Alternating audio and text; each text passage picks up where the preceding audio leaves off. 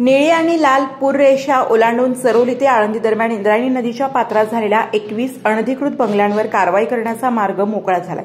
सर्वोच्च न्यायालयाने रहिवाशांनी दाखल केलेली अपील फेटाळल्याने हरित लवादाने दिलेला कारवाईचा निर्णय कायम राहिलाय। पावसाळ्यापूर्वी ही कारवाई पूर्ण करण्याचे आव्हान महापालिकेसमोर आहे, कारण पावसाळ्यात नदीला पूर आल्यास या बांधकामामुळे धोका वाढू शकतो।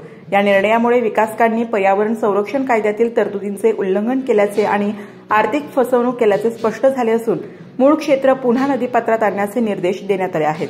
प्रशासनाला 31 मे पूर्वी ही कारवाई करावी लागणार आहे। इंद्रायणी नदीच्या निळ्या आणि लाल पूररेषेत चरोली आणि आळंदी दरम्यानच्या भागात अनधिकृतपणे 31 बंगल्यांचे बांधकाम करण्यात आले होते। या बांधकामांना मंजुरी देताना तत्कालीन अधिकाऱ्यांनी आर्थिक अनियमितता केल्याचाही आरोप आहे। या प्रकरणी हरित लवादाने ही बांधकामे पाडण्याचा आदेश दिला होता, ज्याला रहिवाशांनी सर्वोच्च न्यायालयात आव्हान दिले होते। तथापि सर्वोच्च न्यायालयाने हे अपील फेटाळून लावत हरित लवादाचा निर्णय कायम ठेवला। सुरुवातीला 31 बंगल्यांवर कारवाई प्रस्तावित होती, परंतु नंतर 21 बंगले पूररेषेत येत असल्याचे निश्चित झाले। सदरची कारवाई पर्यावरणाच्या संरक्षणासाठी आणि नदीच्या नैसर्गिक प्रवाहासाठी अत्यंत महत्त्वाची आहे।